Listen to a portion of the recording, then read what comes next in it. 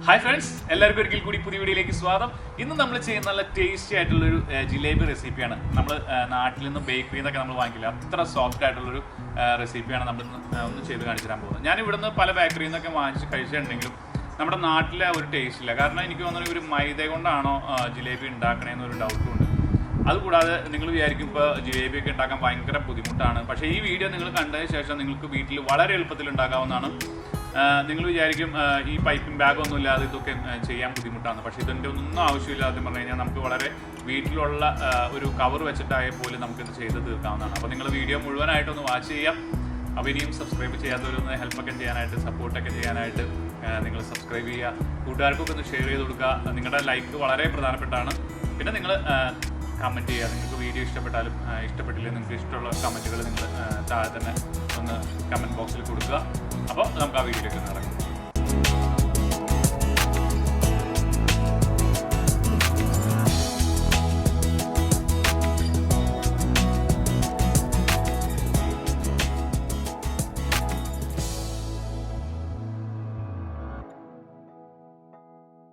ഇത് ഞാനൊരു 3 ഗ്ലാസ് ഉഴുന്നാണ് വെള്ളത്തിലിട്ടായിരുന്നത്. അപ്പോൾ ഒരു 4 മണിക്കൂർ നമുക്കിതൊന്ന് സോക്ക് ചെയ്യണം. എന്നിട്ടാണ് നമ്മൾ അടിച്ചെടുക്കാൻ പോകുന്നത്. നമ്മൾ മിക്സിയിലൊന്ന് നന്നായിട്ട് പേസ്റ്റാക്കി എടുക്കാൻ പോവാണ്.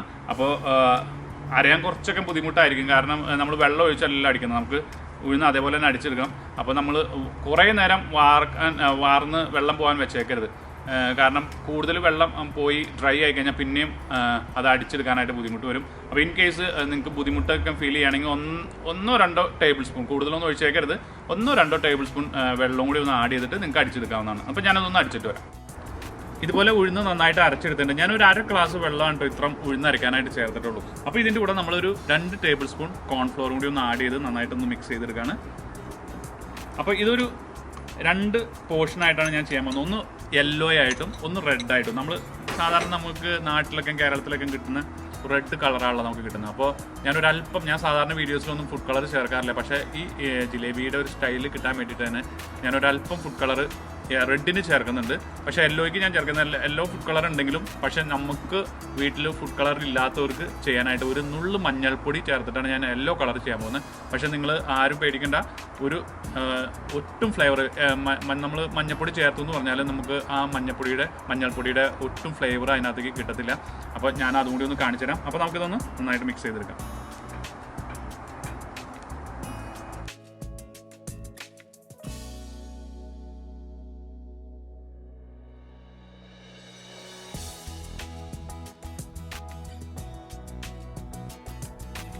ഞാനിപ്പോൾ ഇതൊരു 2 പോർഷനാക്കിയിട്ട് മാറ്റിയിട്ടുണ്ട്. അപ്പോൾ നേരത്തെ പറഞ്ഞ പോലെ ഒന്ന് യെല്ലോയും ഒന്ന് റെഡുമാണ് ചെയ്യുന്നത്. അപ്പോൾ ഞാൻ ഇതിൽ റെഡ് കളറാണ് ആഡ് ചെയ്യാൻ പോകുന്നത്. മറ്റേതിൽ നമ്മൾ നേരത്തെ പറഞ്ഞ പോലെ മഞ്ഞൾപ്പൊടി.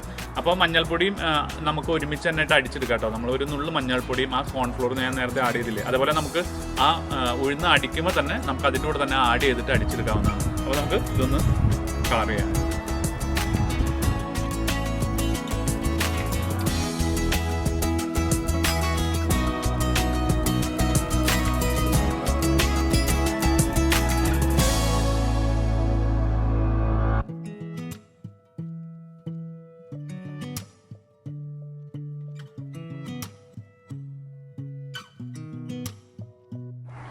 ഞാനിപ്പോൾ 2 കളറും മിക്സ് ചെയ്ത് വെച്ചിട്ടുണ്ട്. ഇനി നമ്മൾ ഇതിൻ്റെ ഇടയ്ക്ക് നമുക്കൊന്ന് പാനി ഉണ്ടാക്കണം.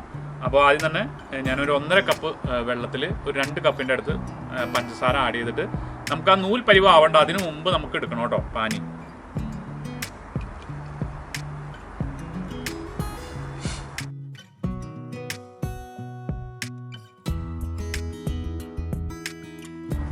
ഇനി നമുക്ക് 1 ടീസ്പൂൺ നാരങ്ങാനീര് നമ്മുടെ പാനിയിലേക്ക് ഒന്ന് ഒഴിക്കാം. പിന്നെ നമുക്കൊരു 3-4 ഡ്രോപ്പ് റോസ് വാട്ടർ. അതിപ്പോൾ ഇല്ലയെന്ന് വെച്ചാൽ പ്രശ്നമില്ല. അപ്പോൾ ഞാനപ്പോൾ ഇവിടെ ഇരുന്നുകൊണ്ട് ഞാൻ ഒഴിക്കണമെന്നുള്ളൂ. അപ്പോൾ ഒരു 4 ഡ്രോപ്പ് റോസ് വാട്ടർ മതി. ഇനി നന്നായിട്ടൊന്ന് ഇളക്കി കൊടുത്തുകൊണ്ടിരിക്കാം. ഞാനിപ്പോൾ തീ ഓഫ് ചെയ്തിട്ടുണ്ട്. നമുക്കപ്പോൾ ഒരു നൂൽ പരുവം അത്ര അങ്ങോട്ട് ആയിട്ടില്ലെങ്കിലും നമുക്ക് അതിനോട് തൊട്ട് തന്നെ അടുത്തായിട്ടുണ്ട്. അപ്പോൾ നമുക്ക് ഒട്ടിക്കഴിഞ്ഞാൽ അത് ഭയങ്കര ഡ്രൈ ആയിട്ട് ഫീൽ ചെയ്യും. അപ്പോൾ ഒരു ചെറുതായിട്ട് ഒന്ന് ഒട്ടി തുടങ്ങിയാൽ മതി. അപ്പോൾ ആ സമയത്ത് നമുക്ക് തീ ഓഫ് ചെയ്യാം.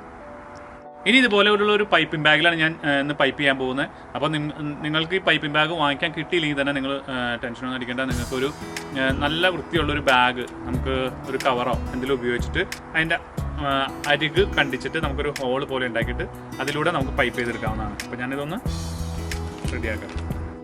ഇതുപോലെ റെഡിയാക്കി കഴിഞ്ഞിട്ട് നമുക്കൊരു പൊക്കമുള്ള ഗ്ലാസ്സിൽ ഇതിങ്ങനെ ഇറക്കി വയ്ക്കുക. അതിങ്ങനെ മടക്കുക. നമ്മൾ പുറത്തേക്ക് ഉൾഭാഗം പുറത്തേക്ക് മടക്കിയിട്ട് അപ്പോൾ അത് വൃത്തികേടാവില്ല.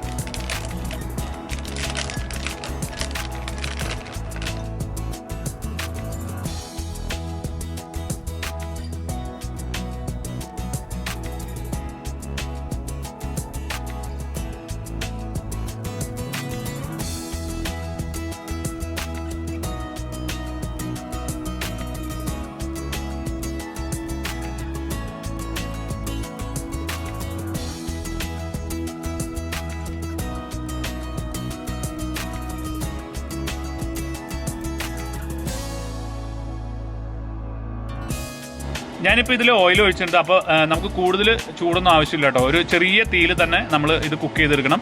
അപ്പോൾ നമുക്ക് ആദ്യം തന്നെ ഇതൊന്ന് റെഡിയാക്കാം.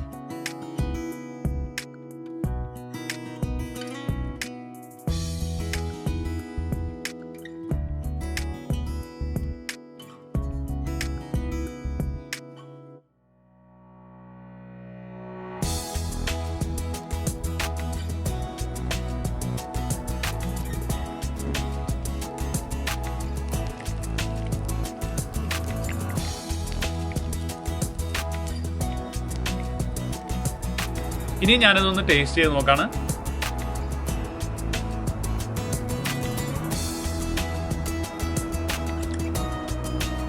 വളരെ സോഫ്റ്റാണ്. നമ്മൾ ബേക്കറിയിൽ നിന്നൊക്കെ വാങ്ങിക്കുന്ന അതേ ടേസ്റ്റ് തന്നെയാണ്. നിങ്ങളെല്ലാവരും ഒന്ന് ട്രൈ ചെയ്ത് നോക്കുക കേട്ടോ. നല്ല ജ്യൂസിയാണ്. നമുക്കിന്ന് 3 ഗ്ലാസ് ഉഴുന്നിന് ഒരു 50-ൽ മേലെ നമുക്ക് ജിലേബി കിട്ടിയിട്ടോ. അപ്പോൾ നിങ്ങളെല്ലാവരും ഒന്ന് ട്രൈ ചെയ്ത് നോക്കുക. വളരെ സിമ്പിൾ റെസിപ്പിയാണ്. ഞാൻ 100% ഗ്യാരണ്ടിയാണ് ഞാൻ ഇതിന് പറയുന്നത്. കാരണം അത്ര ടേസ്റ്റാണ്. നമ്മൾ നാട്ടിൽ ഒരു ബേക്കറിയിൽ നിന്ന് വാങ്ങിച്ച് കഴിക്കുന്ന അതേ ടേസ്റ്റ് തന്നെയാണ് നമുക്ക് കിട്ടുന്നത്.